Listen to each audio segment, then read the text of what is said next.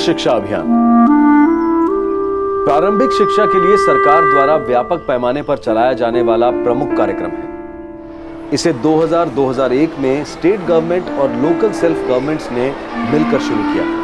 2010 में the right to education act के पास होते ही सर्व शिक्षा अभियान को पूरी कानूनी देखरेख मिली, ताकि सर्व शिक्षा अभियान को बुनियादी स्तर पर कार्यान्वित किया जा सके।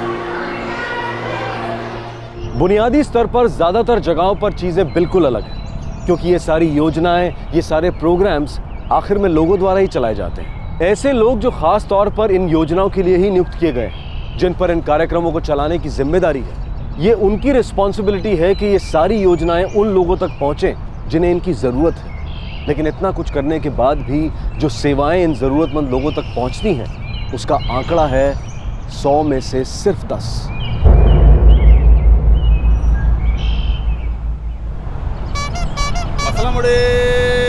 मसला मुड़ी ए मुड़ी बार मजा मसला मुड़ी ए बूढ़ी बार मजा मसला मुड़ी मसला मुड़ी जाल मुड़ी बूढ़ी बार मजा।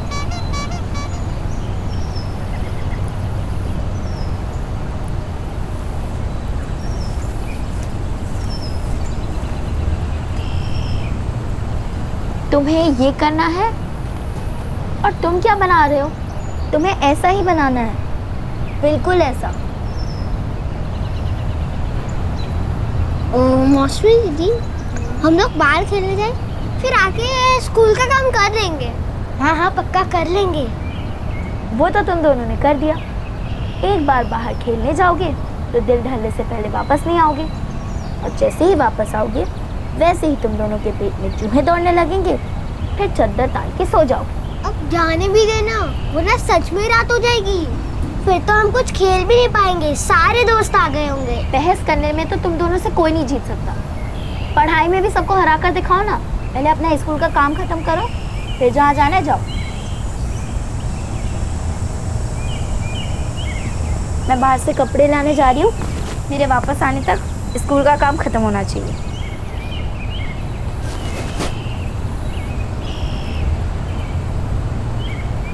ये तो दादागिरी है। बड़ी है तो मतलब अपनी मनमानी करेगी। मैं भी एक दिन बहुत बड़ा होऊंगा और फिर उसे बताऊंगा। तो भले के लिए तो बोल रही है, पढ़ने लिखने में अपनी दीदी की तरह बनो, फिर बनना डॉक्टर कलेक्टर, तब अपने बड़े से गाड़ी में घूमना। पर ये सब के लिए ना पढ़ना होगा। सुनो, वो आने से पहले सारा काम खत्म करो, उसके बाद जाओ।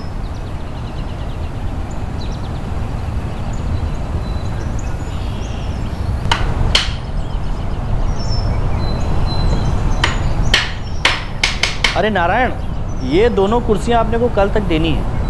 शेखरदा, लकड़ी का काम तो मैं कर दूंगा, अरे तार का काम ताबों से करा लो, वो कर देंगे। ठीक है, तुम अपना काम कर दो, मैं उससे बात करूँ। ठीक है दादा।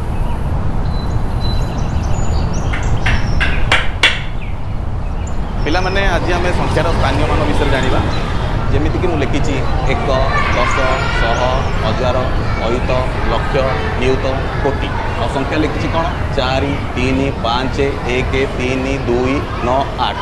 8 स्थानीय मान हूँ 8, 1, 9 स्थानीय मान हूँ 9, 10, 2 स्थानीय मान हूँ 200, 3 स्थानीय मान हूँ 3000। अच्छा पिला माने, तुम्हें माने बर्तमान यही संख्याटी को निज नोटबुक रे लिख, आ प्रत्येक संख्यार स्थानीय मान मते जण।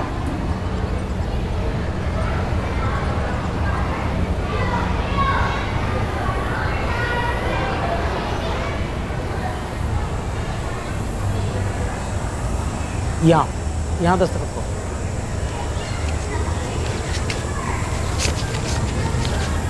ये लो, यहाँ साइन करो।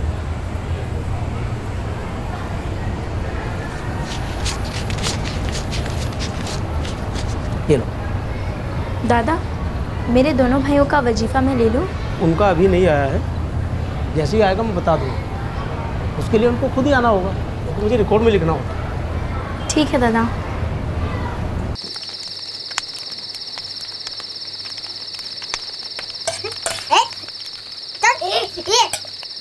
देबू, खाने के समय झगड़ा नहीं, खाना खाओ। ये सब इसलिए शुरू किया बाबा? बाबा मैंने कुछ भी नहीं किया, झूठ मत बोल। शुरू किसी ने भी किया हो, अभी 2 थप्पड़ लगाऊंगा, सब बंद हो जाएगा ये। चलो खाना खाओ। इन बंदरों का वजीफा कब मिलेगा? पता नहीं माँ, थोड़ी देर लगेगी। मेरे पिछले साल का वजीफा भी तो मुझे अब मिला है, इसमें तो हमेशा देर लगती है।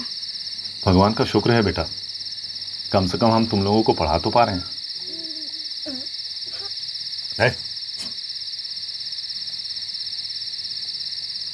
एक गरीब लेकिन खुशहाल परिवार, जो भी था जितना भी था सब उसी में खुश थे। बच्चे स्कूल जा रहे थे, एक बेहतर कल की तरफ कदम बढ़ा रहे थे। माँ बाप उन्हें देखकर खुश थे। वो जानते थे कि उनके बच्चे पढ़ लिख कर अपने पैरों पर खड़े होंगे और पूरे परिवार के लिए अच्छा वक्त आएगा। लेकिन एक दिन एक ऐसा हादसा हुआ जिसने उनकी दुनिया ही बदल दी।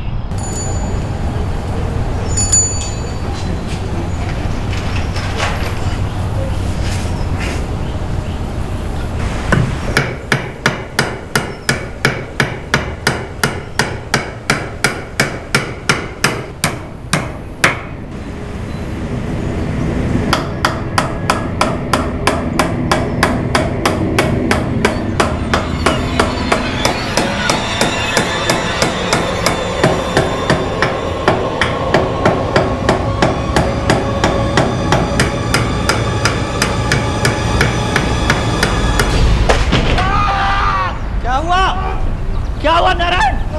अरे भाई निकाल, नारायण भाग के। अरे चंदन, बसन, इसका पैर निकाल।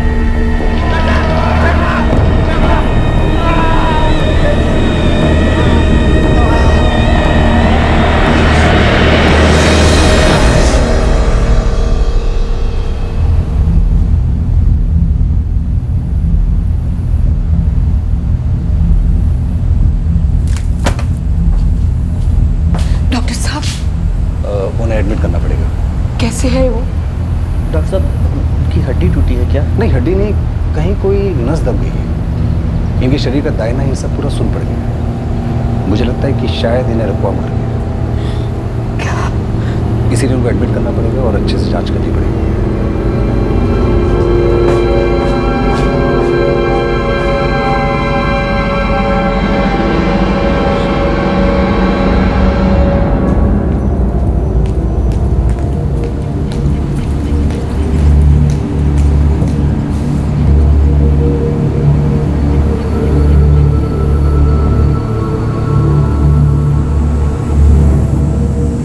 हम 3 दिनों में आपके पति को यहाँ से छुट्टी दे देंगे, लेकिन आपको हर सप्ताह उन्हें जांच के लिए यहाँ पर लाना पड़ेगा। ये कब तक ठीक होंगे? माने पहले जैसे चलना फिरना कब शुरू करेंगे? अब ये बताना तो बड़ा मुश्किल काम है। देखिए, हो सकता है कि कुछ महीने लग जाए या फिर हो सकता है कि थोड़ा सा ज़्यादा समय लग जाए, लेकिन एक बात है कि आपको इनका ध्यान रखना पड़ेगा। आपके पति को लकवा हुआ है।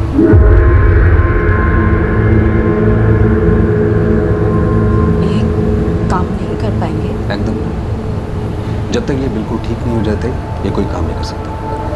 मैंने आपका कार्ड देखा है। यहाँ अस्पताल में तो आपको कुछ नहीं देना है, ये मुफ्त है। दवाइयों का खर्चा अभी तक जो दवाइयाँ खरीदी वो तो काफ़ी महंगी थी। हाँ, इसकी दवाइयाँ महंगी होती हैं और आगे भी होंगी।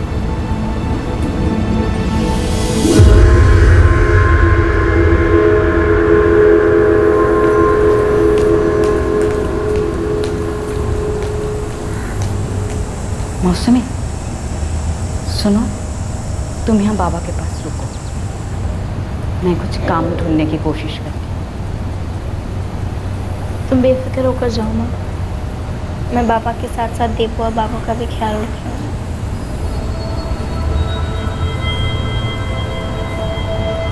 माँ, लेकिन तुम जाओगी कहाँ और क्या काम करोगी? अब तक तो नहीं पता। मैं शिखर बाबू के पास जाऊंगी और भी लोग हैं, सबसे बात करूंगी। कुछ ना कुछ तो करना ही होगा ना बेटा।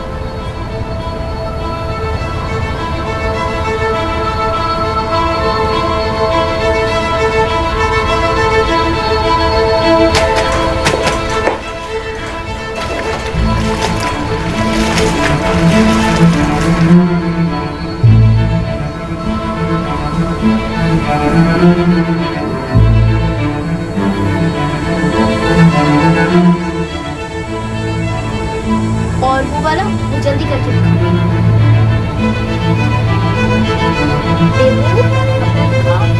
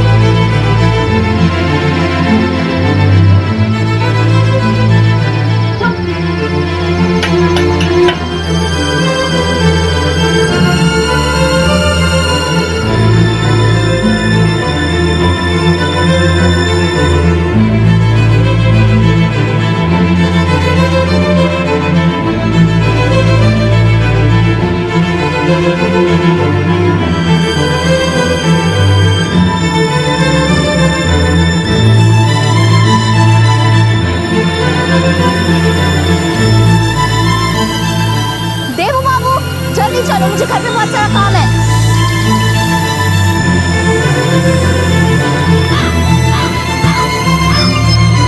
क्या लीजिए।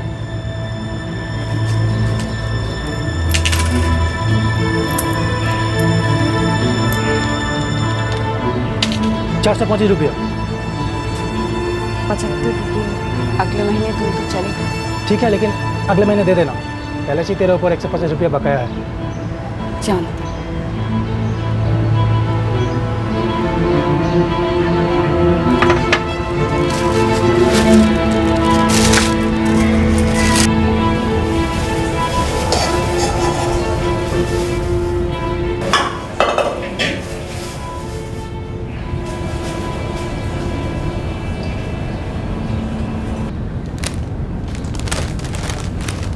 दीदी, हाँ मैं कल का बासी खाना ले लिया, ठीक है ना? हाँ हाँ ठीक है, पूछने की ज़रूरत नहीं है। जो भी कुछ बचा कुचा रहता है ना, ले लिया कर, ठीक है?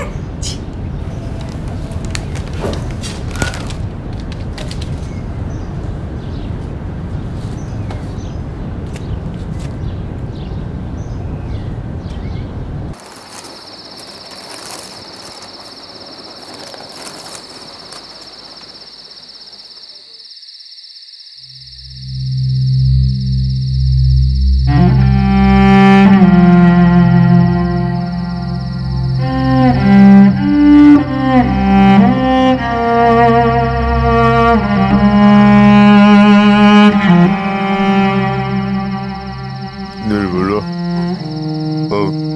अस्पताल ले जाने की जरूरत नहीं है। क्यों? अस्पताल नहीं जाएंगे तो ठीक कैसे होंगे? ठीक होना होगा तो यही घर पर ठीक हो जाऊंगा, और ऐसा बर्बाद करने की कोई जरूरत नहीं।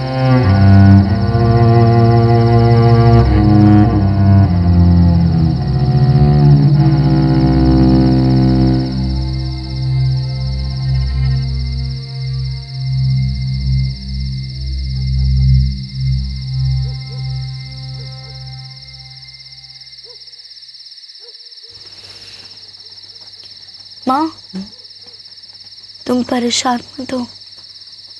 मैं पढ़ लिख कर ना कुछ बनूंगी। अब ये तो नहीं पता क्या बनूंगी, लेकिन उसके बाद मैं तुम सबका ख्याल रखूंगी और हमें कोई परेशानी नहीं होगी। जानती हूँ बेटा।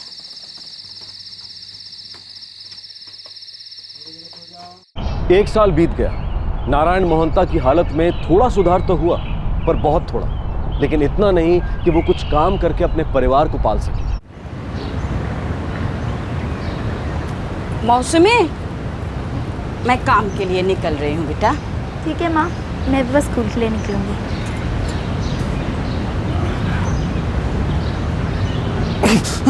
बाबा बाबा बाबा संभाल के। बाबा आप आराम करो।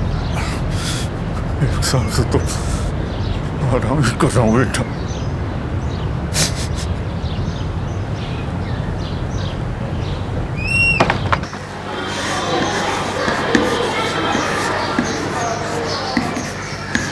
अब इसे अपनी अपनी कॉपी में लिखो और इसका जवाब बताओ।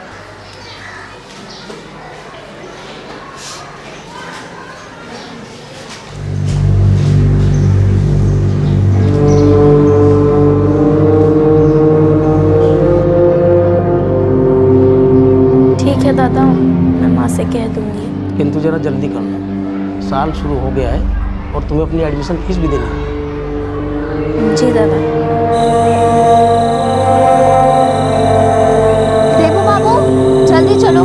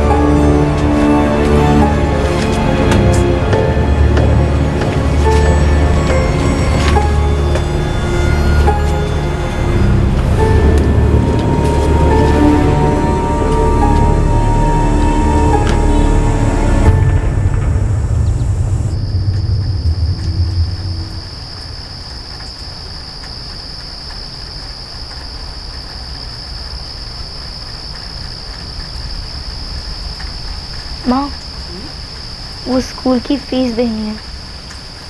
जानती हूँ बेटा। सबने दे दी है। अभी तो बिना फीस की क्लास में बैठने दे रहे हैं, लेकिन ज़्यादा दिन तक बैठने नहीं देंगे। अगले महीने कोशिश करती हूँ बेटा। तू तो जानती है इस घर में जो कुछ आते हैं, घर के खर्चे और तेरे बाबा की दवाइयों में खर्च हो जाती है। खाने के नाम पर भी रेहान भाई के घर के बच्चे कुछ ऐसे पेट पाल रहे हैं हम। जानती हूँ अम्मा, मैं तो बस आपको बता रही थी।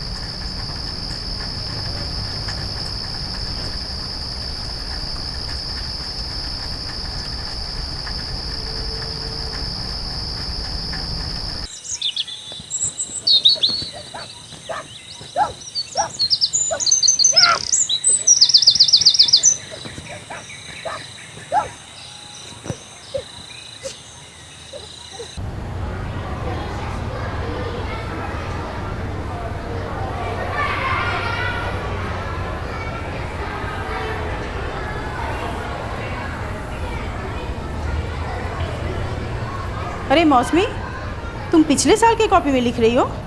क्यों? नई कॉपी क्यों नहीं ली? दिखाओ कॉपी दिखाओ।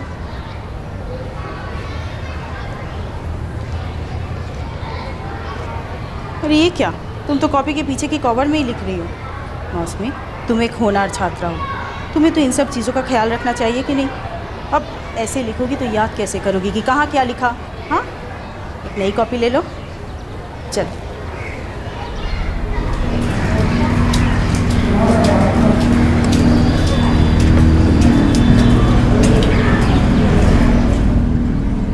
तुम्हें क्या लगता है अगर स्कूल को पैसे मिलेंगे तो वो स्कूल अपने पास रख लेगा?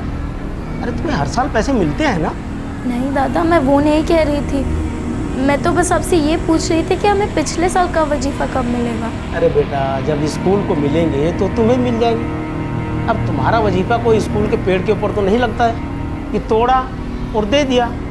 अरे वो पहले ब्लॉक ऑफिस में आता है और उसके बाद हमारे पास, और जैसे ही स्कूल को पैसे मिल जाएंगे तो हम तुम्हें दे देंगे। और सुनो, तुमने अभी तक अपनी एडमिशन फीस तो भरी नहीं है और तुम यहाँ अपने वजीफे के लिए मुझसे लड़ने आ गई हो। नहीं दादा, मैं आपसे लड़ नहीं रही हूँ, मैं तो बस आपसे पूछने आई थी।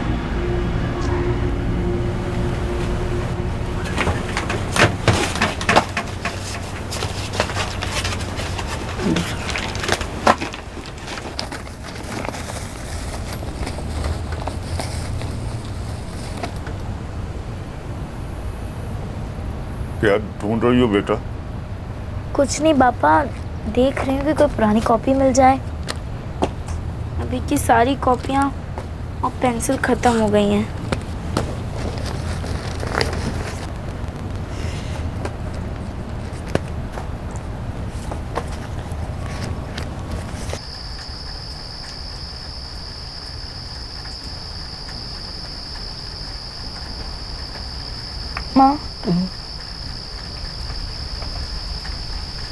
माँ, मुझे 10 रुपए चाहिए। किस लिए? वो नई कॉपी और पेंसिल लेनी, सब खत्म हो गई हैं। मेरे पास तो बिल्कुल पैसे नहीं है बेटा, तू तो सब जानती है। जानती हूँ माँ।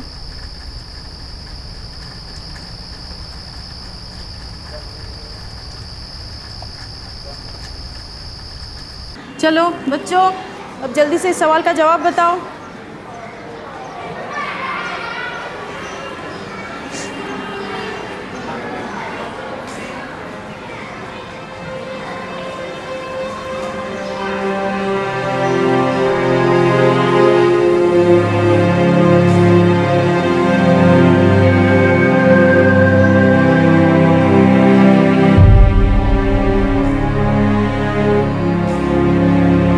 तुम भी अजीब हो, हर दूसरे दिन यहाँ अपना वजीफा लेने पहुँच जाती हो। अरे कोई करोड़ों का खजाना है स्कूल के पास जो पैसे निकाल कर तुम्हें दे दूँ? दादा, मेरे पास तो लिखने के लिए कॉपी भी नहीं है, पेंसिल भी ख़त्म हो गई है। और अगर पैसे मिल जाते तो मैं नई कॉपी और पेंसिल ले लेती। स्कूल से एक आदमी जाकर रोज वहाँ ब्लॉक ऑफिस में बैठता है कि वो पैसे दे दे। अब रोज रोज उनके जाने पर जो खर्चा होता है उसके लिए मुझे ही सुनना पड़ता है ना। अब जब ब्लॉक ऑफिस ही पैसे नहीं दे रहे तो मैं कहाँ से ला कर दूँ? अरे मैं भी यहाँ स्कूल में काम करता हूँ, कोई जादूगर तो हूँ नहीं कि हवा में हाथ घुमाया और पैसे हाजिर। और अगर कॉपी पेंसिल नहीं है तो तुम अपने पैसे से खरीद लो। तुम वजीफे पर ही जिंदा हो क्या?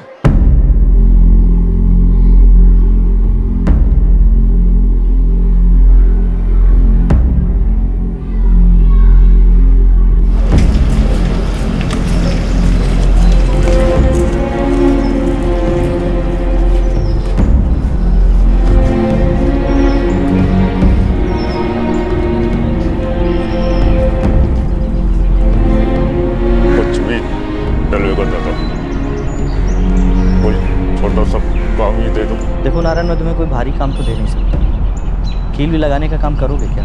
कुछ भी चलेगा दादा। ठीक है, तो कल से आ जाओ। और हाँ, यहाँ रोज काम आएगा ये तो मैं नहीं कह सकता, जब आएगा तो कर देना। ठीक है दादा।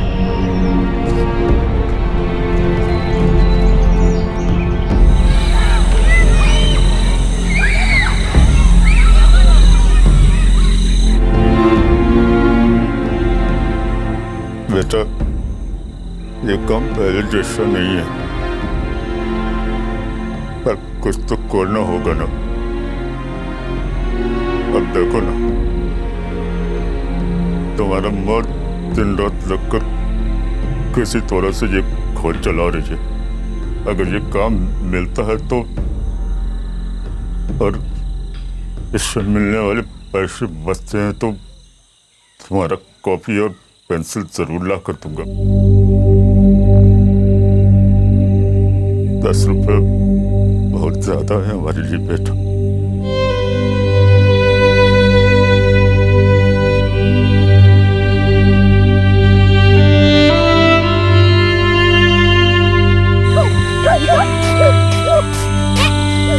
बेबू बाबू, तो मौसमी कहाँ है? घर में होगी। क्यों, तुम्हारे साथ स्कूल नहीं गई? बीमार है क्या? वो तो 1 हफ्ते से स्कूल नहीं जा रही है। क्यों? वो कह रही थी कि मास्टर जी की बातें सुनकर क्या करे जब वो लिख ही नहीं सकती। बेटा, अगर तुम स्कूल नहीं जाओगे तो तुम्हारी पढ़ाई खराब हो जाएगी बेटा। हाँ, मुझे स्कूल नहीं जाना। एक तो हमें वजीफा नहीं मिल रहा है, ऊपर से क्लास में लिखने के लिए मेरे पास एक कॉपी भी नहीं है। पुरानी सारी कॉपियाँ भरी हुई, देबू और बाबू की भी कॉपियाँ भरी हुई। जब तक मुझे एक नई कॉपी और पेंसिल नहीं मिल जाए मैं स्कूल नहीं जाऊंगी माँ।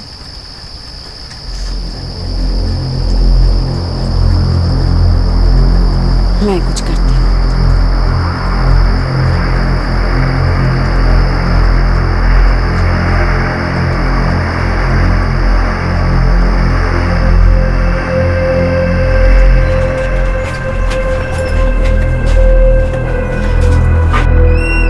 आज मैं ना तुझे मेरी कॉपी नहीं देने वाला, ठीक है?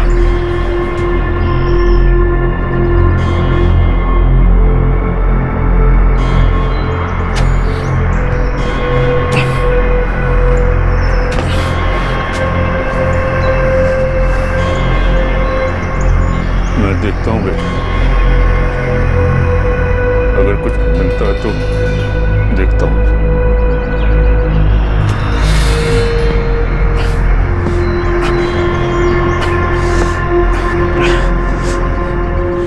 ₹10 उसे जो चाहिए था वो थे सिर्फ ₹10, एक नोटबुक और एक पेंसिल के लिए।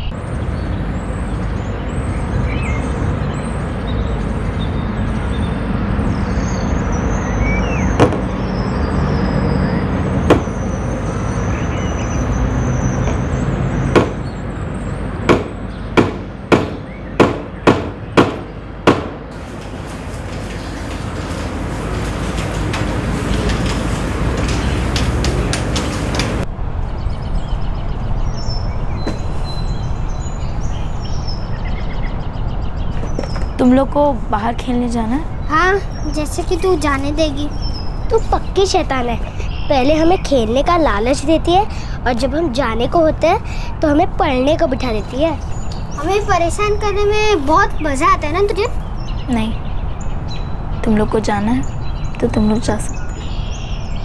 सच में? ये हमें उल्लू बना रही है। नहीं, तुम लोग जाओ।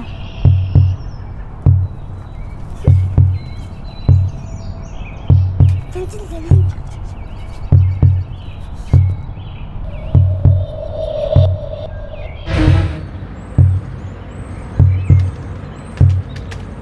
हाँ निर्मला बोलो। भाई ना, मुझे 10 रुपये चाहिए था। मेरे अगले महीने की तनख्वाह में से काट लीजिएगा। 10 रुपये चाहिए ना हिचकिचा क्यों रहे हो? देता हूँ रुपये। मेरी बेटी है ना, उसकी कॉपी और पेंसिल के लिए बहुत दिनों से मांग रही थी। ये लो।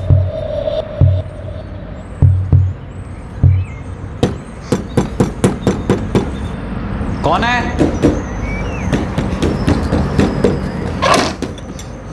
माँ, तू यहाँ क्या कर रहा है? माँ, मौसमी। मौसमी को क्या हुआ?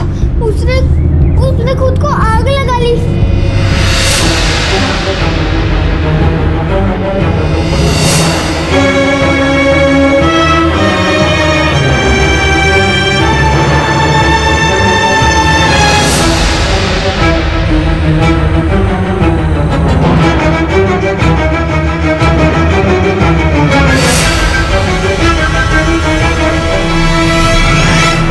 अरे भाई मौसम कहीं जिम देखल हाँ निया लगे कहीं से मला से पूरा जली जाइए से हाँ हे भगवान बंशी नहीं होता को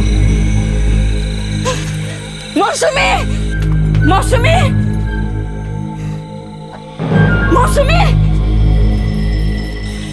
चंदा चंदा मौसमी कह रहा मेरे पति और सारे लोग उसे अस्पताल लेके गए। क्या हुआ था? क्या हुआ? कौन चिल्ला रहा है? वो मौसमी थी, वो अंदर है। अंदर? मौसमी! मौसमी! मौसमी! मौसमी! मौसमी!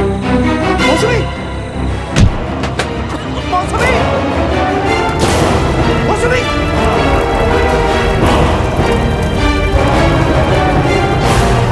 ये पकड़ो! अरे मौसमी! मौसमी! दीदी ने तो हमें स्कूल का काम भी करने नहीं दिया। बोला कि बाहर जाकर करो। हम लोग बाहर गए, फिर अंदर क्या हुआ हमें नहीं पता। चलो चलो अस्पताल चलते हैं। किट रेडी करो, आओ फास्ट फास्ट।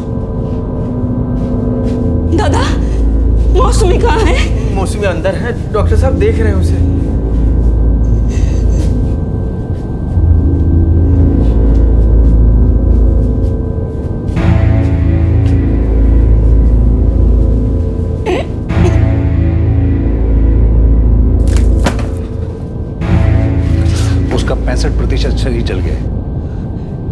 डॉक्टर साहब, मैं एक बार उससे मिलना चाहती हूँ। देखिए, अभी वो बेहोश है, उसकी हालत बहुत नाजुक है।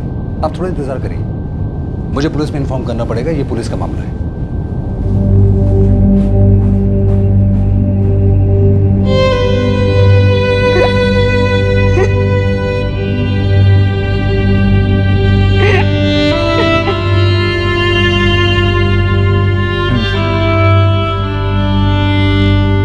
निर्मला की बेटी ने खुद को जला लिया है।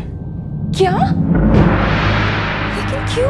पता नहीं, लेकिन आई होप ये उस कॉपी पेंसिल की वजह से नहीं हो। कौन सी कॉपी पेंसिल? निर्मला मुझसे 10 रुपए मांगने आई थी एडवांस में, तो मैंने उसे दे दिए। तभी कोई बच्चा आया था उसको बोलने के लिए कि उसकी बेटी ने खुद को जला लिया है। नहीं साहब, वो हमसे बिल्कुल भी नाराज नहीं थी। बिल्कुल ऐसा ही कुछ हुआ होगा, वरना वो इन दोनों को बाहर क्यों भेजती? बेटा, उसने तुम दोनों से कुछ कहा था क्या? नहीं, वो रोज दोपहर को तुमसे स्कूल का काम करवाती है, लेकिन आज नहीं करवाया और कहा कि बाहर जा कर के लो। इसका मतलब ये चीज उसके जहन में था। क्यों? क्या हुआ था? कुछ तो था जो तुम लोग उससे जबरदस्ती करवाना चाहते थे। कैसी बात करते हैं साहब, वो हमारी बेटी है, हमारा खून। तो फिर उसने खुद को आग क्यों लगाया? वही बात तो होगी उसके मन में जिसकी वजह से वो परेशान थी। परेशान तो थी साहब। किस वजह से? उसे नई कॉपी और पेंसिल चाहिए थी। कॉपी और पेंसिल? जी साहब, बहुत दिनों से वो नई कॉपी और पेंसिल के लिए 10 रुपया मांग रही थी। आज ही मैंने अपने मालिक से 10 रुपये लिए थे उसकी नई कॉपी और पेंसिल के लिए। सिर्फ एक कॉपी और पेंसिल के लिए उस बच्ची ने अपने आप को जला लिया?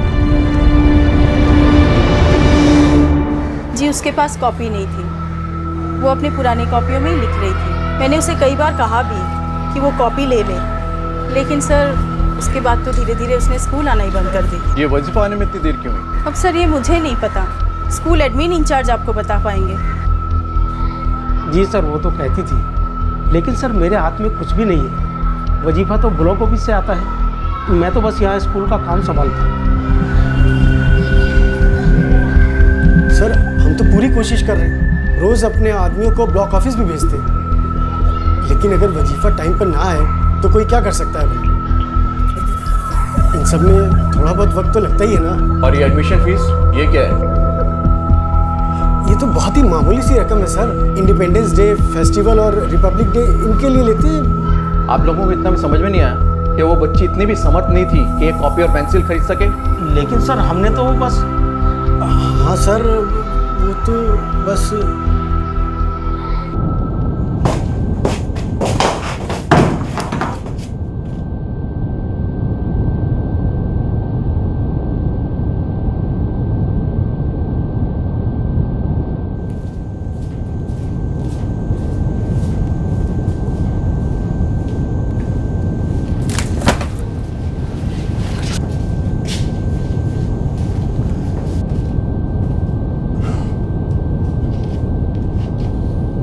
सॉरी, हम मौसमी को बचा नहीं पाए।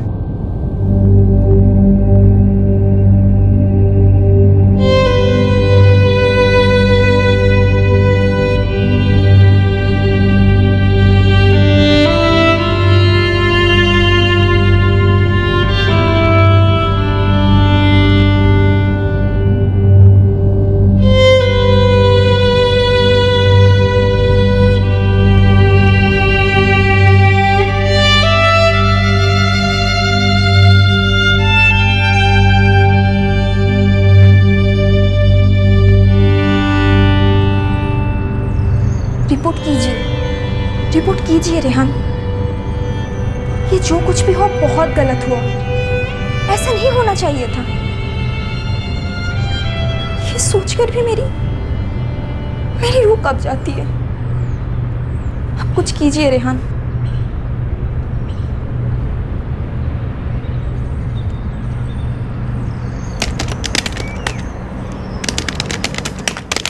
अरे कमाल है, आप लोग हम ही पर उंगलियां क्यों उठा रहे हैं? ये मत भूलिए कि इस देश को हमारी पार्टी ने ही आरटीआई दिया, आरटीई दिया। विमेन एम्पावरमेंट का मुद्दा हमारी पार्टी के लिए हमेशा अहम था और अहम रहेगा। और हाँ, हमारी पार्टी ने ही जनहित में सबसे ज्यादा स्कीम्स और डेवलपमेंट प्रोग्राम अनाउंस किए हैं। भाई साहब, सबसे ज्यादा स्कैम और घपले भूल गए? ये भी तो इन्हीं की पार्टी ने दिए हैं देश को। हद होती है मजाक मस्ती की भी। लो मेकर्स की खिल्ली उड़ाओ, ये कहाँ की बात हुई? अरे भाई, हम यहाँ बैठ कर डिस्कस करते हैं, आर्ग्यू करते हैं, डिबेट करते हैं इंपॉर्टेंट मुद्दों पर। लेकिन ये लोग तो यूं बताना चाहते हैं जैसे हम कोई मच्छी मार्केट खोल के बैठे वहां पर। विश्व स्तर पर जो कुछ भी हो रहा है ना, उसका कुछ ना कुछ असर इंडिया पर भी पड़ रहा है। आज नहीं तो कल, कल नहीं तो परसों। इंडिया किसके पक्ष में है, इसका असर हमारे आने वाले कल पर बहुत गहरा पड़ेगा। इस मुद्दे पर बात करना, चर्चा करना और बताना बहुत जरूरी है। देखिए, ये ऐसे टेलीविजन शोज से कुछ भी फायदा नहीं हो रहा है।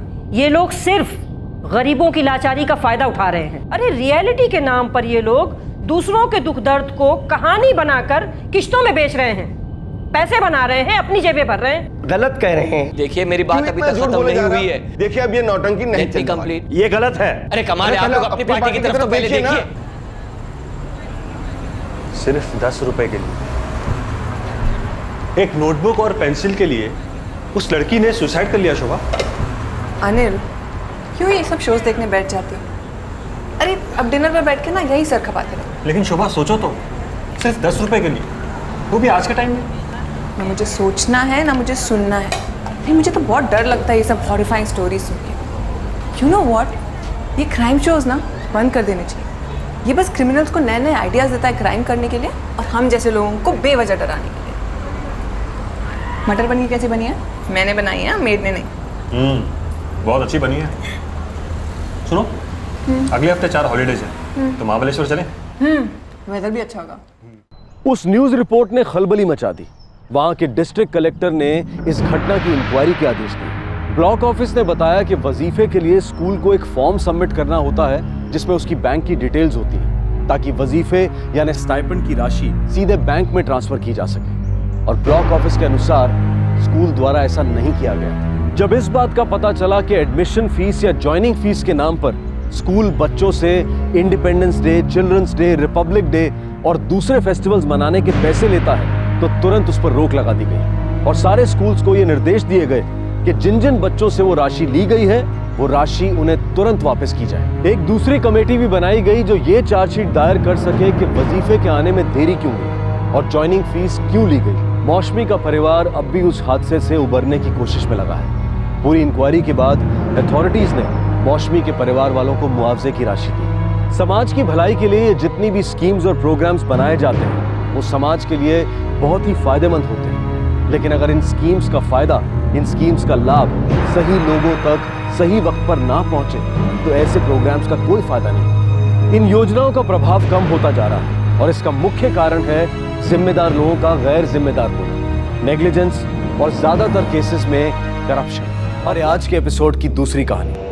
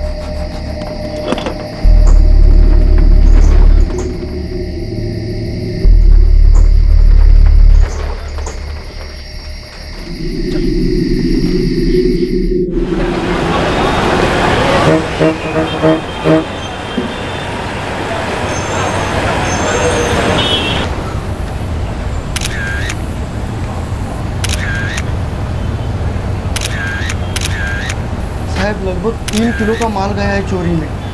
अभी तो सीसीटीवी कैमरा लगाया था। चोरना माहिती होता, तभी सीसीटीवी बंद किया उन्होंने। हो, इसीलिए सबसे पहले उन्होंने बाहर का सीसीटीवी कैमरा तोड़ा और अंधेरे का फ़ायदा उठा के अंदर आया और सारा सीसीटीवी फुटेज भी ले, जो भी रिकॉर्ड किया था सब कुछ। आप लोगों को किसी पे शक है? ऐसा लगता तो नहीं, लेकिन क्या कहे साहब, हो भी सकता है। एक काम करा, अपने सारे वर्करों की लिस्ट, उनका नंबर, एड्रेस और सारी डिटेल्स इधर दे दो। ठीक है साहब। और चोरी में जो भी गहने चोरी हुए हैं उनकी लिस्ट भी। ठीक है सर। बोला ब्रेसलेट्स, चांदी से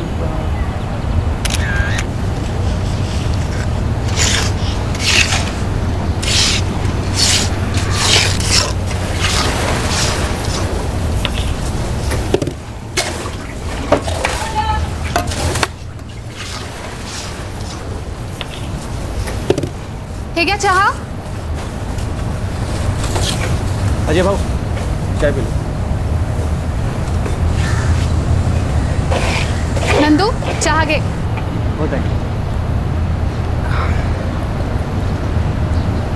नंदू 2 हफ्ते में ये सारा काम पूरा हो जाएगा ना? हो ताई, हो जाएगा पक्का, तुम्ही घाबरू नको. काय घाबरू नका रे, 3 दिवस झाले, इतना ही काम हुआ है अब तो. अरे ताई, शुरू में काम थोड़ा धीरे ही चलता है, लेकिन देखना 2 हफ्ते के अंदर पूरी दीवार खड़ी हो जाएगी, कलर प्लास्टर वगैरह सब हो जाएगा. हाँ, हो ही जाना चाहिए. वो क्या है ना, इस साल हम गणपति इथेच बसवणार आहे.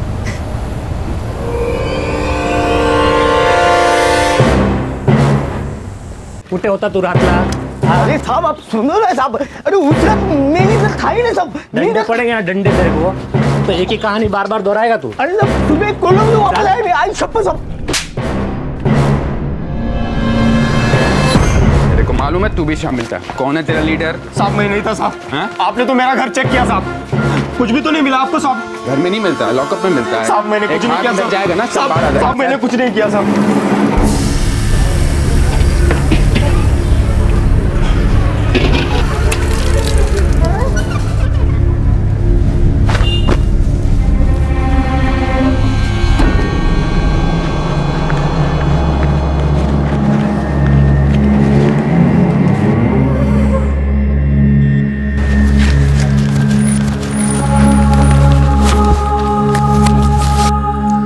प्रदीप पिटलं पाहिजे.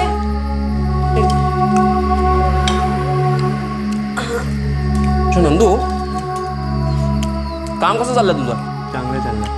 तो ये काम खत्म होने के बाद कल्याण वाली साइड पे तेरे लिए काम ढूंढ के रखा है. प्रदीप, तेरा काम कैसे चल रहा है? अच्छा चल रहा है दादा, अभी 1 साल और काम चलेगा. तो तू एक काम कर, तू उसी काम में लगा रहे. कर्जत वाली साइड पे एक काम है जिसे मैं देख लेता हूँ. हो, चालेल. बस बस.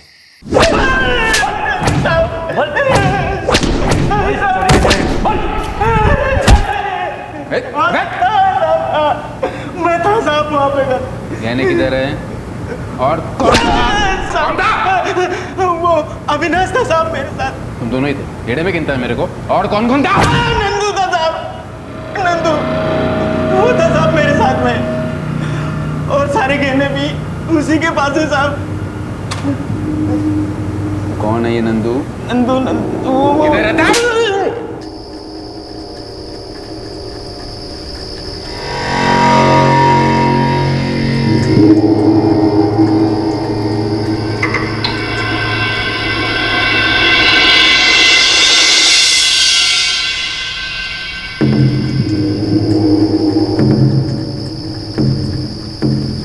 तीन भाइयों का एक परिवार, सभी कंस्ट्रक्शन साइट में काम करने वाले दिहाड़ी मजदूर थे. सबसे छोटा भाई, जिसके पास फिलहाल एक घर के काम का छोटा सा ठेका था, उसका नाम अब एक ज्वेलरी शॉप की चोरी में सामने आया था.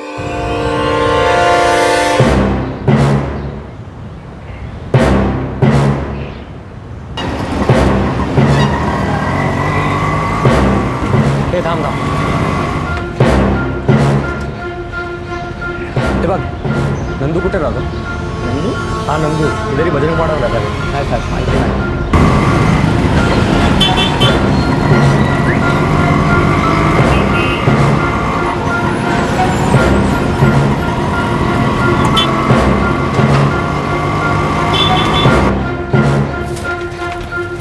अरे यहाँ कोई नंदू बोल गए? एक नंदू गावित है साहब, मजदूरी करता है. नंदू गावित? हाँ वही नंदू कुठे है साहब वो अगली गली में मिलेगा। गोपाल भाव के यहाँ काम पे लगा है, वो आंगन बनवा रहे हैं।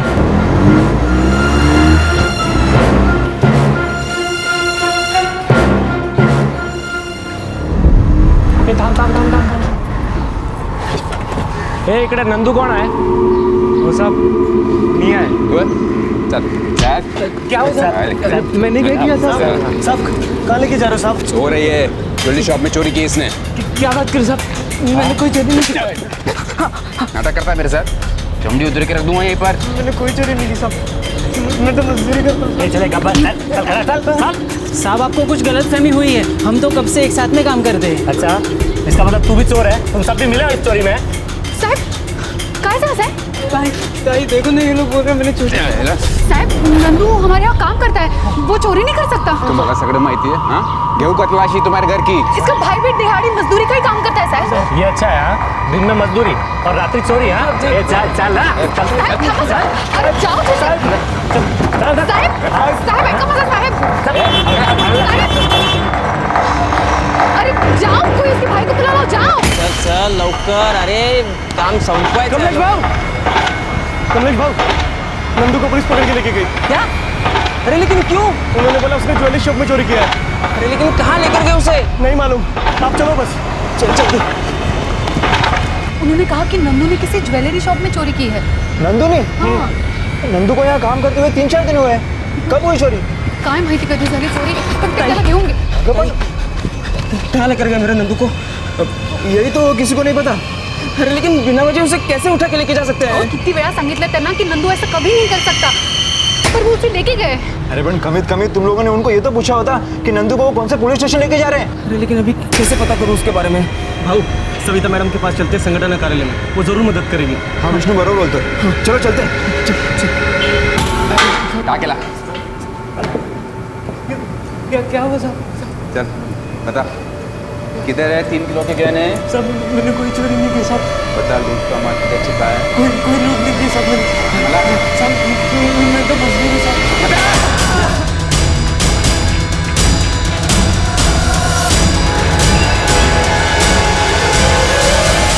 आप लोगों को नहीं पता है कि उसे कौन से थाने लेकर गए? नहीं मैडम, वो बस जल्दी जल्दी उसे रिक्शा में बिठा कर लेकर गए।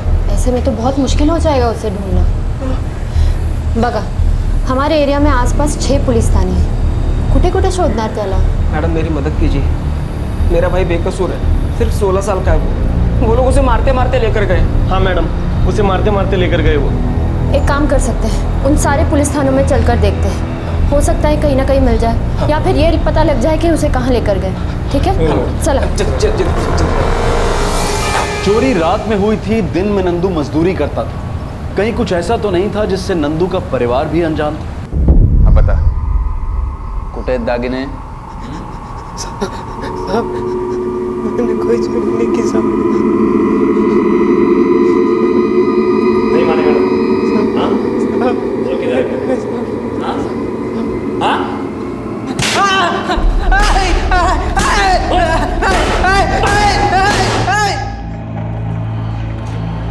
नहीं मैडम, नंदू गावित नाम की कोई एंट्री नहीं है। 2 कांस्टेबल्स लेकर गए। आपको पता है कि कौन से थाने लेकर गए होंगे? साहब एक थोड़ा लंबे कद का था और एक थोड़ा छोटे कद का। अरे बाबा इतने कितने हवलदार है और कितने थाने। एक काम करो, आप जैसे यहाँ पूछताछ के लिए आए ना, वैसे बाकी के थाने में भी जाके पूछताछ करो। जाओ। अगर आज सुबह अरेस्ट किया होता तो यहाँ लिखा होता, मालूम होता हमें। सिर्फ 16 साल का बच्चा है साहब, कोई चोर वोर नहीं है। ये सगळं ठीक है, लेकिन पहले पूछना चाहिए था ना कि उसे कहाँ लेके जा रहे हैं। वो बोले कोई ज्वेलरी शॉप चोरी का मामला है। कहाँ पर हुई है ऐसी कोई चोरी? ए गावड़े हो, तुझे मालूम है कोई ज्वेलरी शॉप में चोरी हुई है क्या? भला माहित नहीं। कौन से एरिया में चोरी हुआ? एरिया का ही तो पता नहीं है। पता नहीं तो मालूम कैसे चलेगा? ऐसी चोरी तो रोज जगह जगह होती है। कोई आइडिया? आसपास कहीं कोई गहने चोरी की? कब हुई थी चोरी? पता नहीं साहब, मेरे भाई नंदू को गलती से उठा के लेके गए इस चोरी के लिए। हम तो सिर्फ इतना जानना चाहते हैं कि उसे कहाँ लेकर गए। अरे तो फिर ऐसा बोलो ना, मुझे लगा कि तुम्हारे कोई गहने चोरी हुए हैं। लोखंडे, मेरे को डेट नहीं मालूम, कोई नंदू है जो अरेस्ट हुआ है गहने चोरी के चक्कर में। उसका भाई आया है, वो उसके बारे में जानना चाहता है। देखिए 2 दिन पहले ममता नगर एरिया में एक चोरी हुई थी। आप लोग ममता नगर पुलिस स्टेशन चले जाइए, वहाँ पर एक चोरी की कंप्लेंट दर्ज की गई होगी।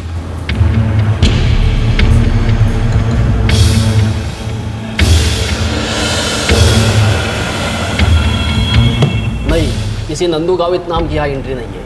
ज्वेलरी शॉप की चोरी की रिपोर्ट इसी थाने में दर्ज हुई है ना? हाँ, दर्ज हुई है, मगर उसके बारे में किसी नंदू गावित को नहीं पकड़ा है। 2 हवलदार आए थे, मेरा भाई जहाँ पर काम करता है ना वहीं से उसे उठा कर लेकर गए। उन दोनों हवलदार में से किसी का नाम आपको पता है? नहीं साहब, ना किसी ने पूछा ना उन्होंने बताया। कैसा पता चलेगा? यहाँ कस्टडी में नहीं है, डायरी में उसका नाम नहीं है, मतलब उसको इधर नहीं लाया।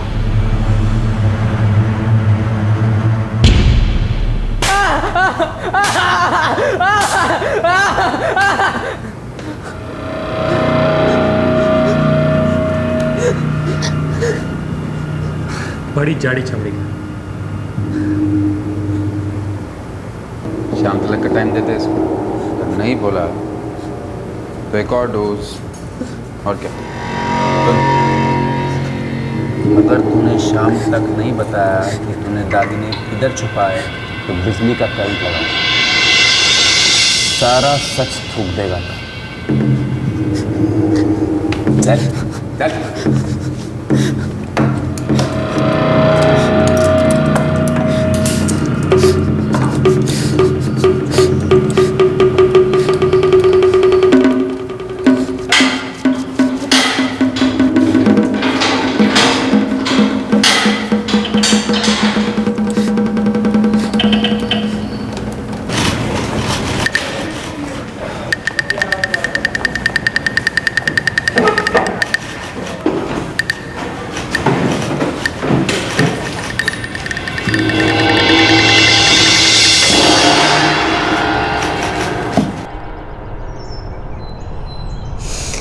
जाने कहाँ ले गए उसे, किस हाल में होगा मेरा बच्चा।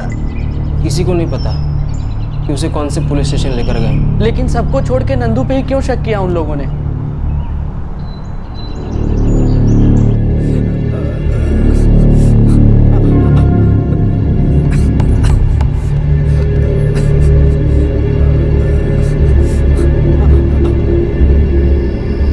साहब कृपा करा, नहीं, अगर आपकी मदद मिल जाए ना तो बहुत एहसान होंगे।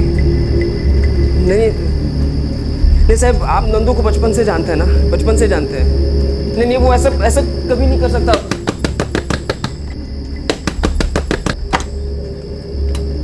अरे नंदू ममता नगर पोलीस स्टेशन मध्ये आहे।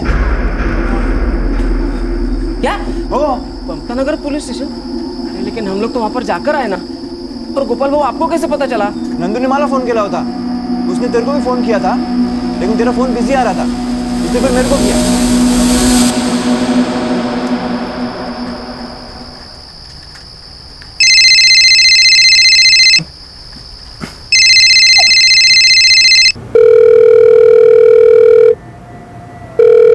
हेलो, गोपाल भाऊ, नंदू बोल रहा हूँ। नंदू? अरे नंदू, आयस कुठे तू? तेरा भाई तेरे को ढूंढने के लिए सारे थानों के चक्कर काट रहा है। मैं ममता नगर थाने में हूँ। कमलेश दादा को बोला कि वो मुझे आकर ले जाए। ये लोग मुझे छोड़ रहे। दादा को फोन लगाया लेकिन लग रहा नहीं। हाँ ठीक है, तू काळजी करू नकोस, मैं अभी कमलेश को बताता हूँ। जल्दी आ भाऊ।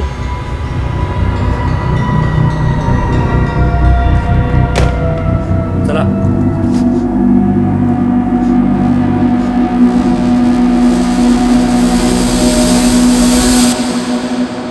नंदू बहुत कमजोर और डरा हुआ लग रहा था। जाओ जल्दी जाओ, उसे वो छोड़ रहे हैं। हाँ।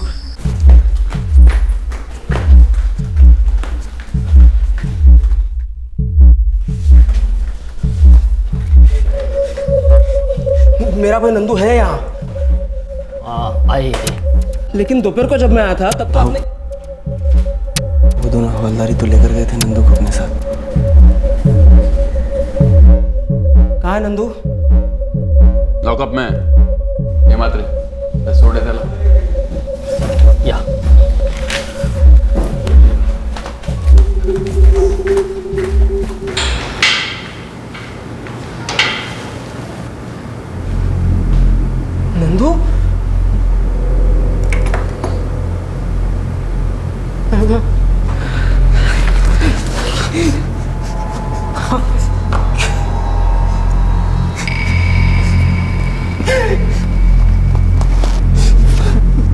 उठो।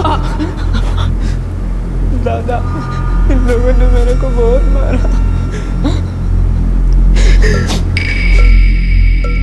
ये क्या किया आप लोगों ने मेरे भाई के साथ? क्यों किया ऐसा? बोलू नको, संदिग्ध है ये। आणि या आता मी याला सोडतोय, लेकिन कल इसे थाने में आके हाजिरी देनी होगी। और हाँ, तुम सब लोगों के घर की तलाशी भी लेंगे हम लोग। अरे लेकिन क्यों? मेरा भाई चोर नहीं है। ज्वेलरी शॉप में चोरी हुई है, हमने एक संदिग्ध को पकड़ा, उसने तेरे भाव का नाम लिया, बोला नंदू ने करवाया ये सब। नंदू था साहब, नंदू वो था साहब मेरे साथ में। अरे साहब, मेरा भाई मजदूरी करता है, सब लोग जानते हैं यहाँ पर हमें, 12 साल से रह रहे हैं। नियत बदलते 12 सेकंड नहीं लगते आदमी की। नंदू तो उस इलाके का पुराना बदमाश है, नंदू खुपरे। मतलब आप लोग नंदू खुपरे को ढूंढ रहे थे और उसके बदले मेरे भाई को उठा कर लेकर आए, क्योंकि इसका नाम भी नंदू है। हमें खबर मिली थी कि जो चोरी में गहने लूटे गए हैं वो नंदू के घर छिपाए गए हैं। वो था साहब मेरे साथ में, और सारे गहने भी उसी के पास है साहब। कौन है ये नंदू? हो नंदू तो जेल में है, किसी चोरी के मामले में अंदर गया। मतलब बेल पे बाहर आया फिर चोरी किया? चेक करना पड़ेगा, वो बजरंगपाड़ा इलाके का है। ते बघ, नंदू कुठे राहतो? नाही साहेब, माहिती नाही। हाँ बोल मात्र। वो नंदू कुपरे तो अभी भी जेल में ही है। इसका मतलब ये कोई और नंदू है तो जरूर को नंदू ही। चल पता करते हैं। चला। एक नंदू गावित है साहब, मजदूरी करता है। बरा उसने बोला कि कोई नंदू गावित है। शायद यही वो नंदू। चल।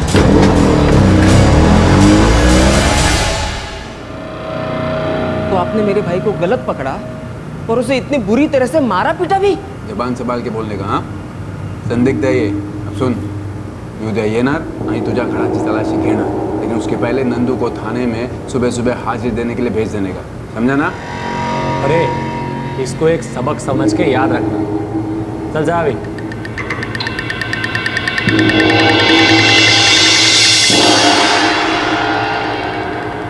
ऐसा लग रहा था कि ये मामला मिस्टेकन आइडेंटिटी का है। नंदू को शायद एक संदिग्ध के रूप में गलती से उठा लिया गया था और फिर उसे धमकी भी दी गई थी कि उसे अगली सुबह थाने में आकर हाजिरी देनी होगी। हिरासत में नंदू पहले ही बहुत तकलीफ झेल चुका था। हाजिरी की धमकी से वो कांप उठा और ये एक दुखद अनहोनी की वजह बन गई।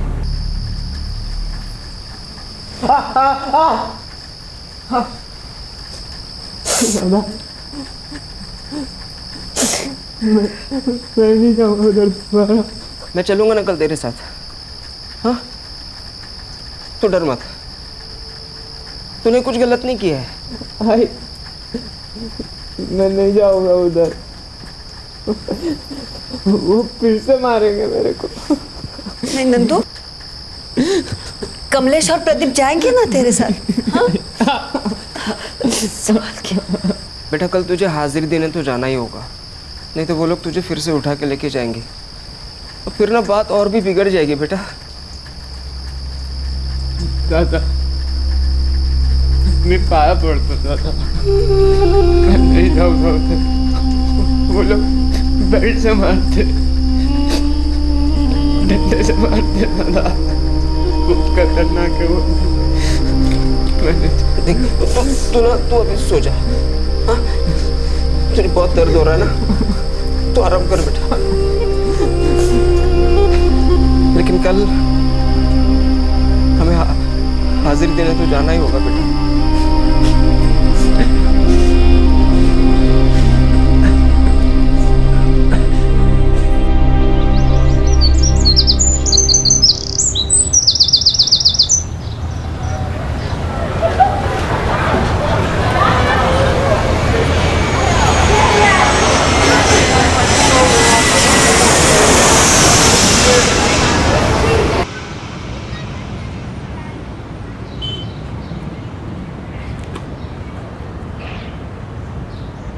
नंदू बेटा हाजिरी के लिए तैयार हो जा। नंदू उठ जा बेटा, तैयार हो जा। देख मैं और प्रदीप हम दोनों चल रहे तेरे साथ, तुझे कुछ नहीं होने देंगे।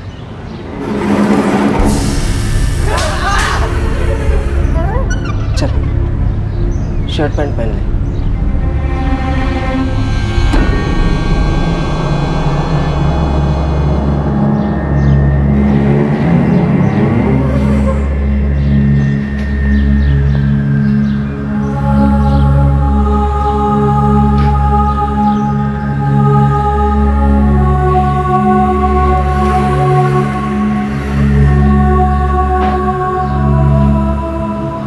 कपड़े बदल के आता।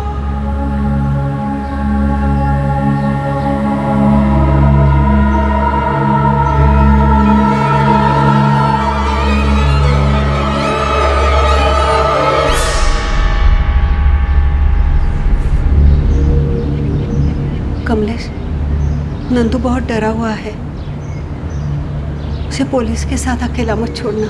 मैं एक मिनट के लिए भी नंदू को अपनी आंखों से अलग नहीं होने दूंगा। छोटा भाई है मेरा, मेरे बेटे जैसा। वो लोग हमारे साथ जो चाहे कर सकते हैं। किसी के यहाँ कुछ चोरी हो गया तो उन लोगों ने मेरे बच्चे को मारा, लेकिन किसी को कोई फर्क नहीं पड़ा। हम गरीब लोग जिंदगी भर तकलीफ में जीते हैं और उन लोगों को लगता है कि इनको और थोड़ी तकलीफ देती तो क्या फर्क पड़ेगा। बेटा तैयार हुआ कि नहीं? नंदू देर हो रही है, बाहर आ जा।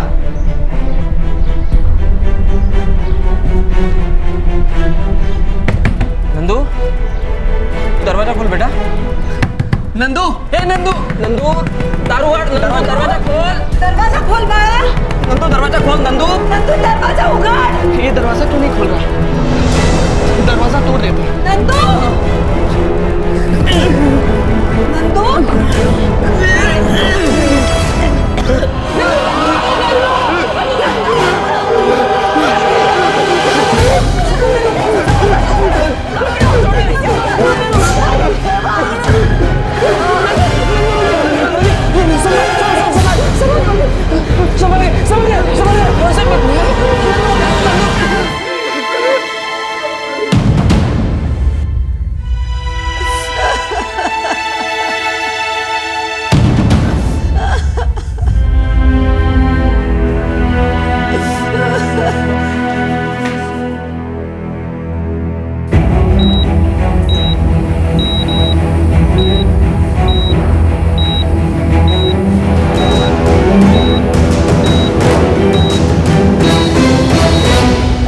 सजा इन लोगों को जरूर मिलेगी। मला का नहीं बोलवलं? कल ही उसे घर लेकर आए थे, कह रहा था वापस थाने नहीं जाएगा। मैंने कहा उससे मैं चलूंगा तेरे साथ, प्रदीप चलेगा, लेकिन हम लोग नहीं जानते थे कि वो इतना डर गया कि खुद की जान लेने की कोशिश करेगा। तुम अभी के अभी मेरे साथ चलो, पुलिस थाने चल के किसी बड़े ऑफिसर से बात करते हैं, और अगर जरूरत पड़ी ना तो ऊपर तक जाएंगे। कमाल है, आप लोगों ने एक लड़के को हिरासत में लिया और उसकी डायरी में एंट्री तक नहीं की। जानते हैं अभी किस हालत में है वो? देखिए मैडम, मैं इस मामले की पूरी इंक्वायरी करूँ, सब पता लगाऊँ। आप पहले FIR दर्ज कीजिए, और अगर नहीं करना चाहते तो बता दीजिए, मुझे आपके सीनियर से बात करनी होगी। हे बघा मॅडम, तुम्ही आधी शांत व्हा। ये कोई शांत होने वाली बात है? पहले शुरू में आपने एक लड़के को फालतू में टॉर्चर किया, उसके बाद अगले दिन उसे पुलिस स्टेशन आकर हाजिरी देने की धमकी दी। अभी जाके देखिए वो किस हाल में पड़ा है हॉस्पिटल में। अहो मी म्हणालो ना, मैं कुछ करता हूँ। कीजिए, अभी FIR दर्ज कीजिए। ये जो कस्टोडियल टॉर्चर हुआ है ना आपके थाने में, इसके खिलाफ। लेकिन मैडम मुझे पहले इस मामले की जांच तो करने दीजिए, मुझे इस बारे में कुछ पता नहीं। आप विश्वास रखिए, मैं कुछ ना कुछ जरूर करूँगा। ये वक्त है एक्शन लेने का। अगर आपने कुछ नहीं किया और उस लड़के को कुछ हो गया ना, तो इसकी जिम्मेदार आप।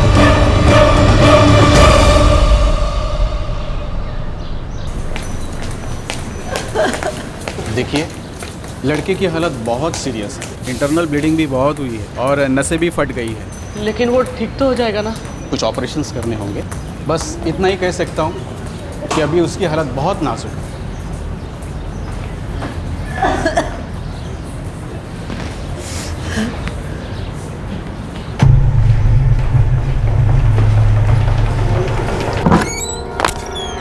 काय रे, काय केलं तुम ये? तुम दोनों ने उस नंदू के साथ ये क्या किया? हमें क्या करना है? ज्वेलरी शॉप चोरी केस में एक सस्पेक्ट ने उसका नाम लिया। अरे पर पहले का उसका कोई पुलिस रिकॉर्ड था? तुमने उसकी घर की तलाशी ली? जब हमें हेच पूछताछ तो करत होतो। तुम्हारे पूछताछ के बाद उस लड़के ने आत्महत्या की कोशिश की। त्याची कंडीशन क्रिटिकल है, माहिती है? हो सर, सुना। तुम दोनों ने उसे इतना टॉर्चर किया? ऐसा कौन सा आरोपी है जो खाली सवाल पूछने से सब सच बता देता है? और शायद जब भी कोई चोरी होती है तो हम लोग सस्पेक्ट लोग को पकड़ते हैं, उनसे पूछताछ करते हैं, उनसे जानकारी निकलवाते हैं। पर यहाँ तुमने एक गलत लड़के को उठाया था, उसके साथ इतनी सख्ती करने की क्या जरूरत थी? हमारा वाटला कि खोटो बोलते हो, सच निकलवाने की कोशिश की सर, बस। और शायद जब भी कोई अपराध होता है तो सबका यही रोना रहता है कि पुलिस कुछ काम नहीं करती। अब किसी के मुंह से सच उगलवाना इतना आसान नहीं है। खरं म्हणतात सोपं नसतो साहेब। हमको एक सस्पेक्ट ने बोला कि बजरंगपाड़ा का नंदू इसमें शामिल है, तभी उसको उठाया।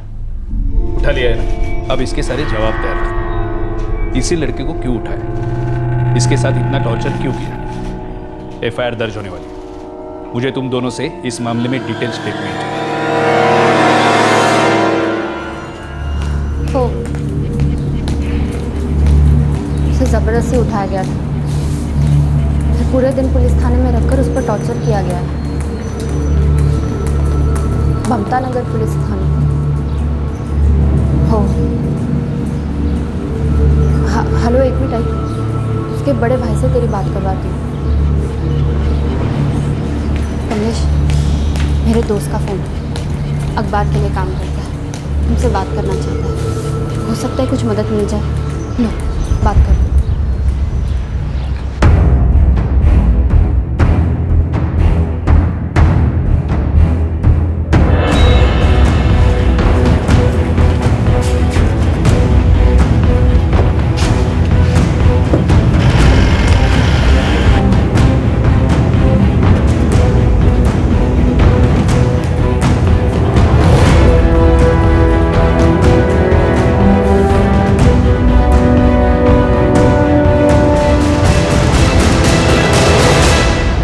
सर, नंदू गावित एक सस्पेक्ट था।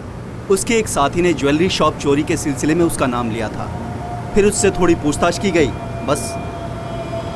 फिर उसे जाने दिया गया और अगले दिन थाने में हाजिरी के लिए बुलाया। उसे किसी प्रकार की कोई धमकी नहीं दी गई। कांस्टेबल गोविंद काकड़े और कांस्टेबल महेश होलकर पुलिस जांच की अपनी ड्यूटी निभा रहे थे।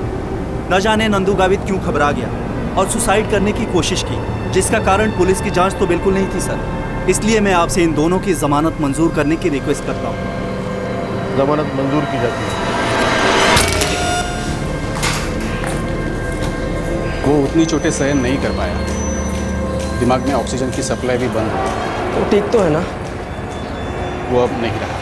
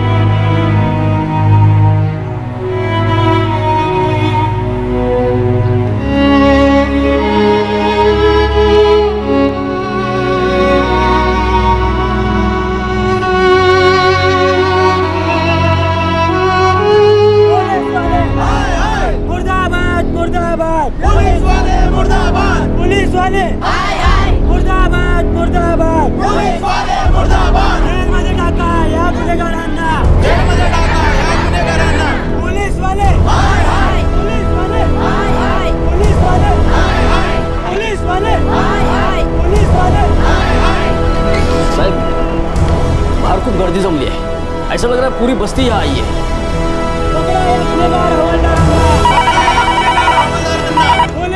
हेलो, पुलिस वाले, good afternoon sir. Okay sir.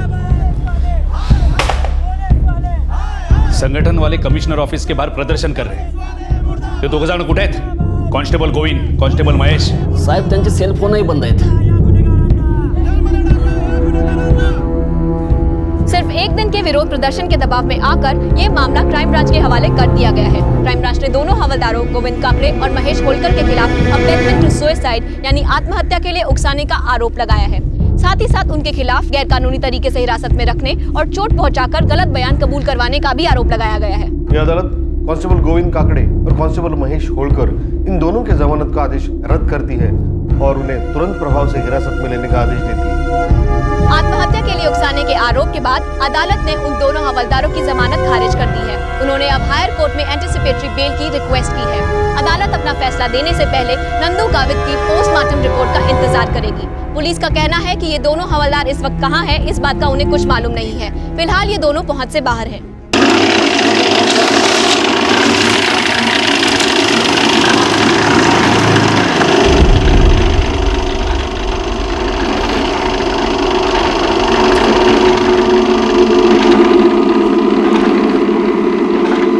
Kamlesh Gavit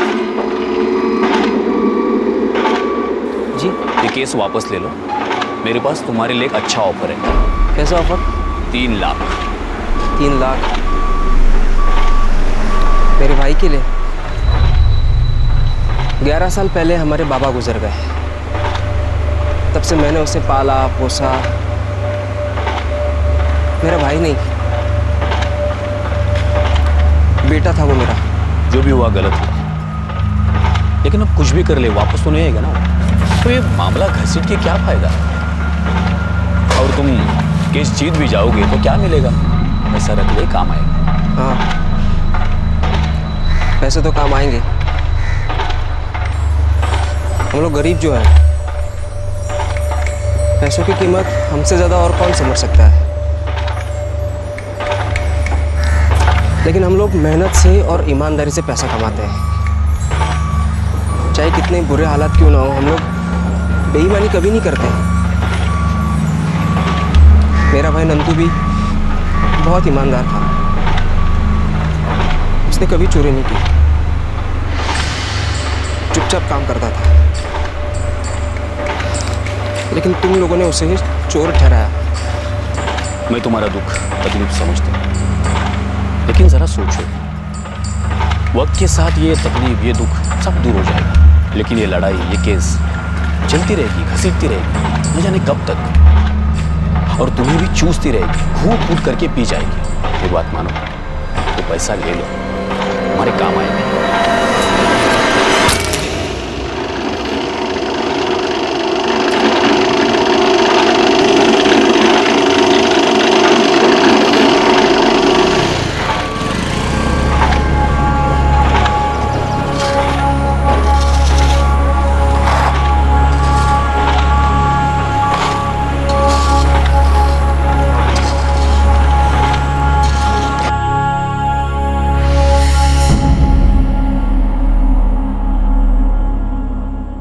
Nandu Gavit की पोस्टमार्टम रिपोर्ट अभी आनी बाकी है. कांस्टेबल महेश और गोविंद को एंटिसिपेटरी बेल दे दी गई है. नंदू के भाई को कई बार केस वापस लेने के लिए कहा गया, लेकिन नंदू का भाई और उसका परिवार इस तरह के किसी भी दबाव में नहीं आए. एडमिनिस्ट्रेशन का उसके परिवार को मदद का वादा अब भी खोखला वादा ही है. ज्वेलरी शॉप की चोरी का मामला अब भी सुलझना बाकी है, जिसकी वजह से ये सब शुरू हुआ.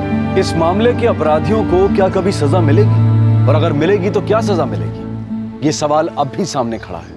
एक नाम की उधेड़बुन में नंदू पकड़ा गया, और सिर्फ इसलिए वो एक आसान सस्पेक्ट बन गया. वो हम नाम था उस नंदू का जिसका नाम जांच में सामने आया था, जो हिस्ट्री शीटर था और जिसका रिकॉर्ड पुलिस के पास था. काश एक बार डबल चेक कर लिया होता.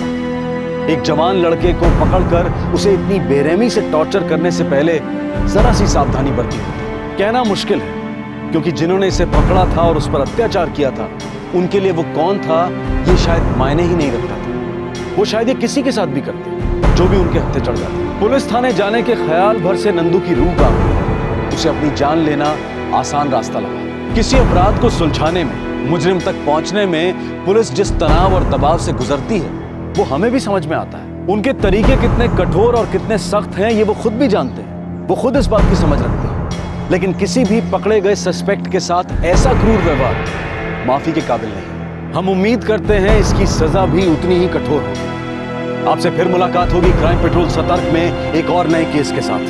तब तक अपना ख्याल रखें, सुरक्षित रहें और याद रखें, सही वक्त सही कदम, सतर्क रहें। जय हिंद।